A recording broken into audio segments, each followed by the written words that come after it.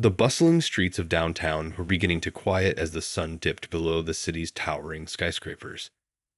Among the rushing crowds walked a man who, to any passerby, appeared to be just another face in the sea of homeless people seeking shelter for the night. His clothes were tattered, his face unshaven, and his shoulders hunched from carrying a worn backpack filled with what looked like his only possessions. But appearances can be deceiving. This shabby-looking man was actually Robert Chen, the founder of one of the country's largest tech companies, worth billions of dollars. Nobody would have guessed that the same person who usually wore custom-made suits and drove luxury cars was now walking the streets in old, dirty clothes. The idea had struck Robert 3 weeks ago during a board meeting when his executives were discussing plans to clean up the areas around their new office buildings. A polite way of saying they wanted to remove homeless people from sight. The suggestion had made Robert's stomach turn.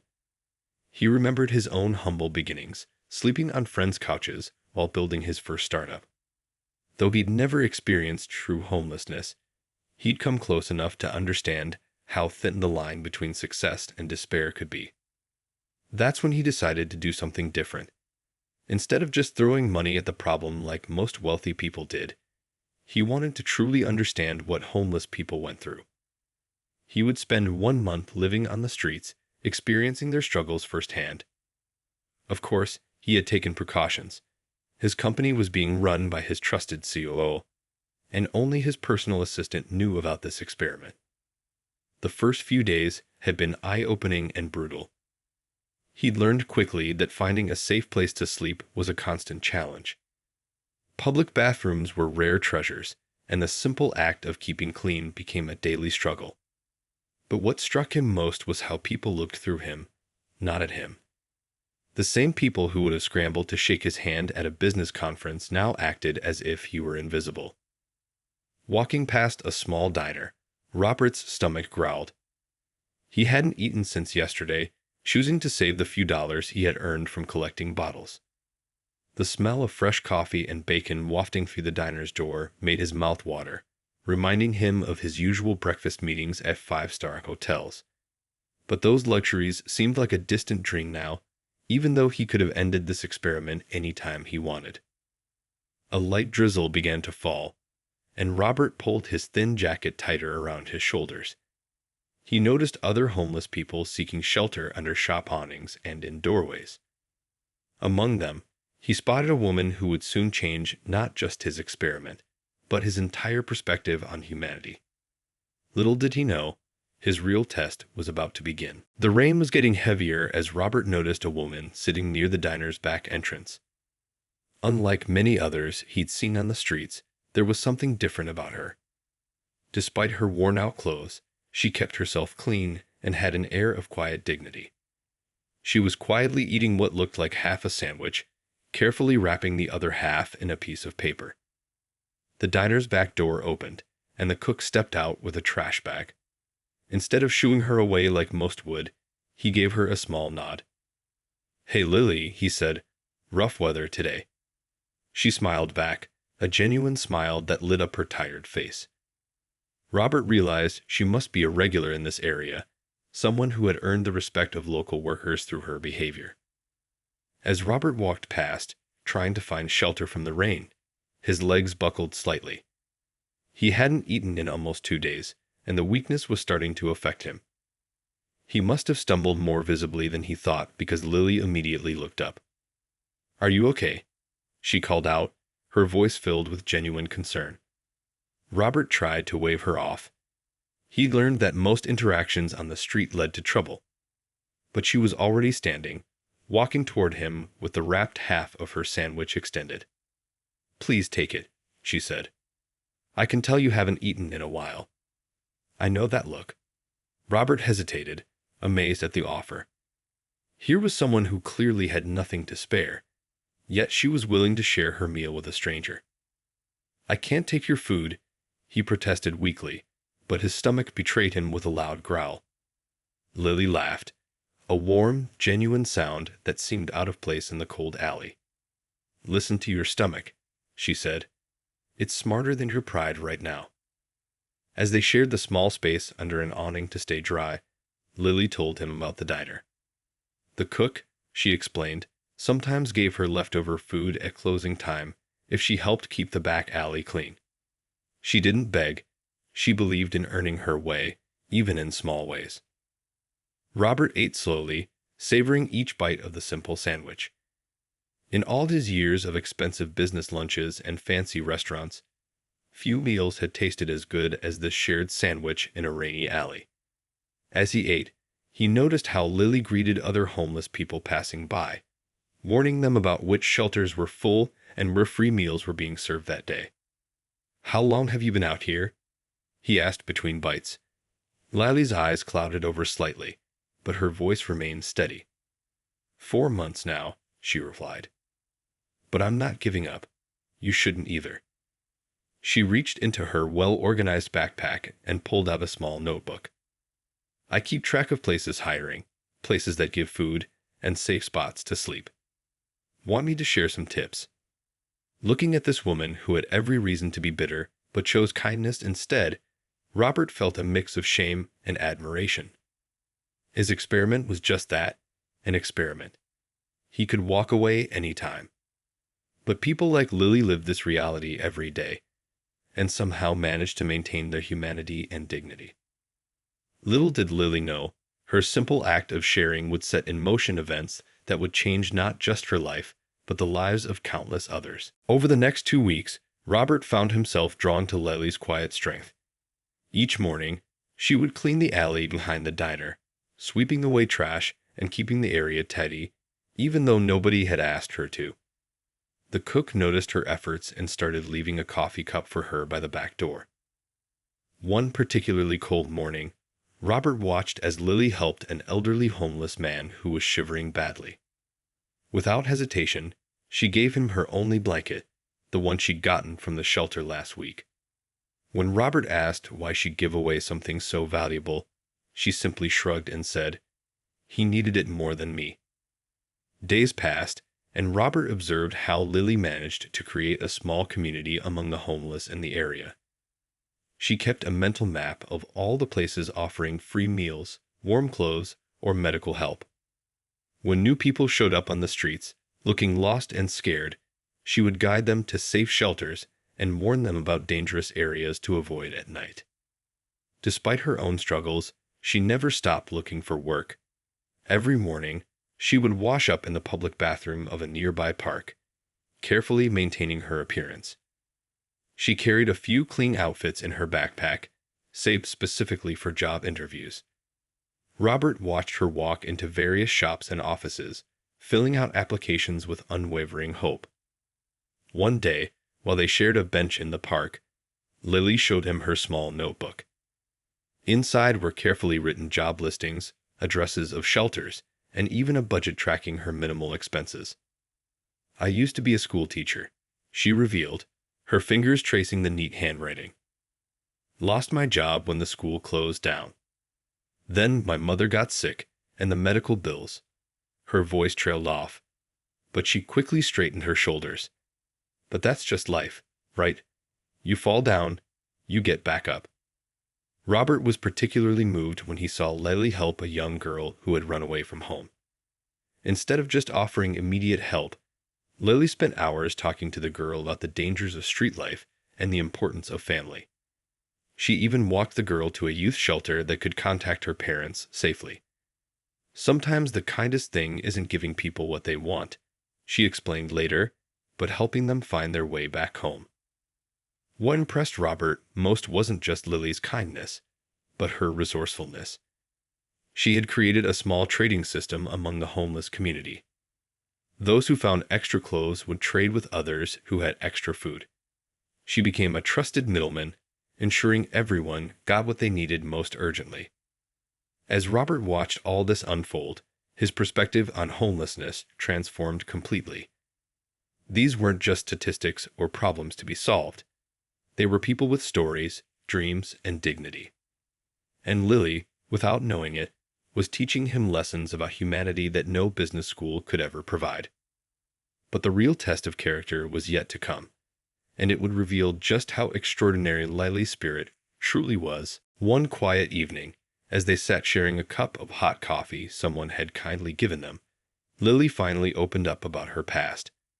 The street lights were just coming on, casting long shadows across the empty sidewalk, creating a peaceful moment that felt safe enough for truth. You know, I never thought I'd end up here, she said, warming her hands on the paper cup. 5 years of teaching little kids their ABCs, watching their faces light up when they finally got it. That was my life, and I loved every minute of it. Her eyes sparkled with the memory, then clouded over slightly. The small school where she taught had served a low-income neighborhood. The kids came from struggling families, but they had big dreams. She would stay late, helping students with homework, knowing some didn't have anyone at home to help them. Sometimes she'd buy school supplies with her own money, never telling anyone. Then her mother got sick. Cancer, the aggressive kind that doesn't wait for convenient timing. The medical bills started piling up faster than she could handle them. Her teacher's salary barely covered the basics, let alone expensive treatments. She took a second job, then a third, sleeping just a few hours between shifts. The worst part wasn't losing my apartment, she continued, her voice steady despite the pain in her words. It was saying goodbye to my students. Some of them cried, you know? They didn't understand why their teacher had to leave. She wiped a quick tear, trying to hide it, but Robert had seen. Her mother had passed away despite everything. The medical debt remained, crushing and relentless. The final blow came when the school announced budget cuts. Her position was eliminated. With no savings left and bills mounting, it had taken just 2 months to end up on the streets. But here's what keeps me going, she said, pulling out her worn notebook. Inside were letters from her former students, carefully preserved. Simple words written in crayon. We miss you, teacher, and you're the best teacher ever. She protected these precious papers from rain and rough sleeping, keeping them as reminders of who she really was. Robert listened, his heart heavy with the weight of her story. Here was someone who had spent her life helping others, who had faced impossible choices between her mother's life and her own stability, who had given everything she had and still ended up with nothing. Yet she hadn't become bitter or given up hope. I'm going to teach again, she said firmly, showing him the job applications she'd been filling out. Maybe not in a classroom right away, but there are other ways to help kids learn. Even out here, I try to help the younger ones I meet, make sure they get to shelters or back home safely. As she spoke about her plans for the future, Robert realized something profound. Lily wasn't just surviving on the streets. She was still teaching, still helping, still making a difference. She had lost her classroom, but hadn't lost her calling. Unknown to Lily, her greatest test and her path back to the classroom were about to intersect in a way she could never have imagined. The true test of Lily's character came on a particularly cold Tuesday morning. Robert had been watching her count her savings, carefully stored in a small envelope. Money she'd earned from odd jobs and helping local shop owners. He knew she'd been saving for weeks, hoping to afford a decent outfit for job interviews. $210, she whispered proudly, though careful not to let others see what she was counting. Just 40 more, and I can get that black skirt suit I saw at the thrift store. Her eyes sparkled with hope, something Robert had seen grow stronger despite their harsh surroundings. Robert decided it was time for the final test. He approached her, limping slightly, his face twisted in apparent pain. Lily, he said, his voice shaking deliberately. I need help. Bad. He explained that he needed medication. Expensive medication that would cost exactly $200. Lily's face showed her internal struggle. She held her envelope tighter, then looked at Robert's pained expression. Without a word, she opened the envelope and started counting. I have 210, she said quietly. Take 200. Please, get your medicine. But, your interview clothes, Robert protested, giving her one last chance to keep her savings. You've been saving for weeks. Lily shook her head, a gentle smile on her face. Clothes can wait. Health can't. I learned that with my mother. Her hands trembled slightly as she handed him the money, but her voice was firm. Just promise me you'll get the medicine you need. Robert took the money, feeling its weight, not just the physical dollars, but the weight of dreams postponed, of sacrifices made. Lily had just given up her chance at a better life to help someone she barely knew. She hadn't even asked what the medication was for, trusting him completely. That evening, as Lily sat in her usual spot behind the diner, sharing a half sandwich with another homeless person, she showed no regret for her decision. She was already making new plans, calculating how long it would take to save up again. Little did she know, her life was about to change forever. The next morning would bring a revelation that would shock her to her core. But what would shock Robert even more was how she would react to discovering his true identity. The next morning dawned bright and clear. Robert had arranged everything carefully. He asked Lily to meet him at the diner where they first met, saying he needed to tell her something important about the medicine money. She arrived early, concerned about his health, not knowing her entire life was about to change. Robert walked in, but this time he looked different. Gone were the ragged clothes and unkempt beard. Instead, he wore a perfectly tailored suit, his hair neatly trimmed. For a moment, Lily didn't recognize him. Then her eyes widened with shock and confusion. "I don't understand," she whispered, her hands gripping the edge of the table. The kind diner owner, who was in on the plan, brought over 2 cups of coffee and quietly stepped away. "The truth is," Robert began gently, "my name is Robert Chen. I'm the CEO of Tech Future Industries." He pulled out his phone, showing her news articles about his company. "I've been living on the streets for the past month as an experiment, trying to understand homelessness from the inside." Lily sat in stunned silence, processing this information.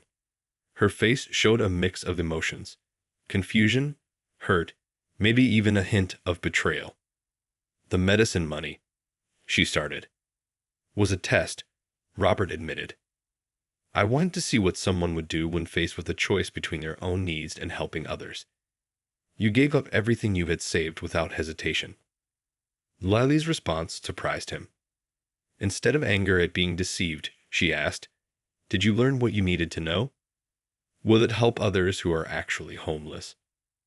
Her question struck Robert deeply. Even now, her first thought was about helping others. "Yes," he answered honestly. "I learned more than I ever expected, mostly from you. You showed me what true dignity and kindness look like." He reached into his briefcase and pulled out her envelope of savings. "Here's your money back, with interest," he said, sliding it across the table. But Lily didn't reach for it. "I didn't help you for money," she said quietly. "I helped because it was the right thing to do." "I know," Robert replied. "That's exactly why I want to offer you something more than money. I want to offer you a chance to make a real difference." He paused, watching her carefully. "I'm starting a new education initiative through my foundation, focusing on helping homeless people rebuild their lives. I need someone who understands both education and homelessness to run it. Someone with compassion, intelligence, and first-hand experience." Lily's eyes filled with tears, but she held her head high. The same dignity that had struck Robert on that first day behind the diner was still there, undiminished by circumstances or revelations. The conversation that followed would change not just their lives, but the lives of countless others. Lily sat quietly for a long moment, her hands wrapped around the warm coffee cup. The diner's morning rush had started, filling the air with the clinking of plates and murmured conversations. Finally, she looked up at Robert with clear, determined eyes. "Before I answer," she said carefully, "I need to know something. What exactly did you learn during your month on the streets?" Her question wasn't accusatory. It was a teacher's question, checking if the lesson had truly been understood. Robert leaned forward, his expression serious. "I learned that homelessness isn't about lacking a home. It's about losing your place in the world. I watched you maintain your dignity while helping others who had nothing to give back. You taught me that true character shows not in what we have, but in what we give when we have almost nothing. Lily nodded slowly, then pulled out her worn notebook. If I take this position, she said, opening it to reveal her careful notes about local shelters and resources, I want to do it right. These people aren't just statistics. Each one has a story, dreams, and potential. She explained her vision, a program that would do more than just provide temporary help. She wanted to create a system that would help people rebuild their lives step by step, starting with basic needs, but extending to education, job training, and mental health support. I'll accept the position, she said firmly, but on one condition. I want to earn my way, just like I've always done. No special treatment. And I want to start by helping the people I've met on these streets. Robert smiled, remembering how she'd kept the back alley clean without being asked. I wouldn't expect anything less from you, he said. When would you like to start? First, Lily replied, surprising him again. I need to say goodbye to everyone properly. There's a young man who's about to start a job at the grocery store. He needs my interview clothes more than I do now. And there's a woman who's been watching my usual spot behind the diner. She needs to know about the cook's kindness and how to earn his trust. Robert watched as she made a list of all the people she needed to help transition before she could move on. Even in her moment of success, she was thinking of others first. That afternoon, they began making plans for what would become one of the city's most successful homeless rehabilitation programs. But the real success story wasn't just about the program. It was about how one person's genuine kindness could ripple out to change countless lives. 6 months passed quickly. The small office Robert provided for Lily's program had grown into a bustling center of hope and change. The walls were covered with success stories. Photos of smiling people holding job offer letters, keys to new apartments, and educational certificates. The program, which they named Second Chance Steps, had already helped over 50 people get back on their feet. But it wasn't just about finding jobs or homes. Lily had designed it based on her own experience, understanding that rebuilding a life required more than just material support. Every morning, she would stand at the door, greeting each person by name. She remembered their stories, their struggles, and their dreams. The same notebook that once held her job listings now contained hundreds of names, each with a personalized plan for recovery. The diner where it all started became their unofficial meeting spot. The cook, proud of his role in the story, offered free coffee to program participants. The back alley where Lily used to sleep was now clean and bright, with a small garden planted by program members. One success story particularly touched hearts. An elderly man, who'd been on the streets for 12 years, found not just a home through the program, but a purpose. Lily discovered he was a retired carpenter and helped him start a workshop teaching basic carpentry skills to others in the program. His first students were already finding jobs in construction. News of the program's success spread. Other cities began sending representatives to learn from their model. Robert watched with pride as Lily presented their results at community meetings, her quiet confidence inspiring others to get involved. But what made the program truly special was how it changed people's perspectives. Local business owners who once called police on homeless people now offered job training and employment opportunities. The community began to see homelessness differently, not as a problem to be solved, but as neighbors needing support. The old prejudices began to fade as success stories multiplied. A local news channel ran a feature story about the program, interviewing several participants. When asked what made the program different, they all said the same thing. They treat us like people, not problems.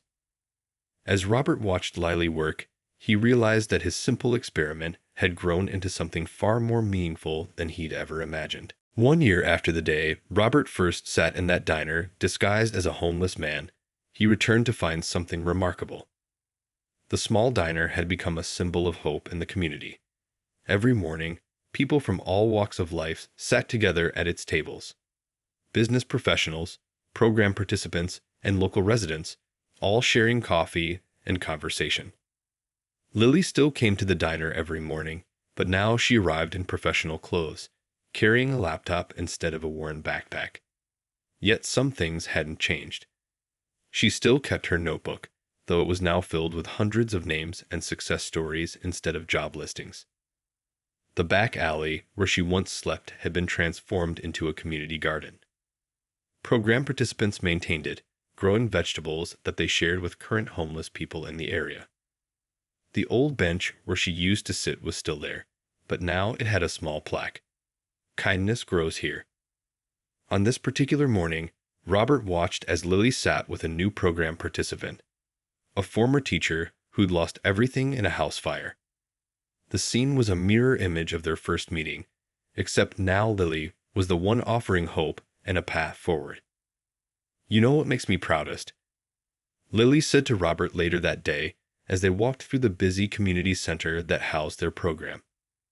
"It's not the numbers, though they're impressive. It's how the community has changed. People don't look away anymore. They stop, they listen, they help." The program had grown beyond their wildest dreams. Over 200 people had found homes and jobs. But more importantly, they'd found their dignity again. The center's walls were covered with photos. People receiving diplomas, keys to new apartments, job certificates. Each picture told a story of transformation. Robert's experiment had ended long ago, but its effects continued to ripple outward. Other cities were adopting their model, creating their own programs based on Lily's approach of combining practical help with dignity and respect. As they stood in front of the diner where it all began, Lily pulled out her old notebook. "I keep this to remind me," she said, turning to the first page where she'd written her dreams of teaching again. "Sometimes the best classrooms don't have walls." The story had come full circle, but it wasn't really an ending. It was a beginning, a reminder that sometimes the greatest tests in life aren't about what we gain, but what we're willing to give when we have nothing left except our humanity. That evening, as the sun set over the city, Lily sat at her usual table in the diner. A new face walked in, looking lost and afraid, just as she had once been. Without hesitation, she stood up and smiled, ready to help another person find their way back home. Because that's what this story had always been about, not just helping people find homes, but helping them find hope.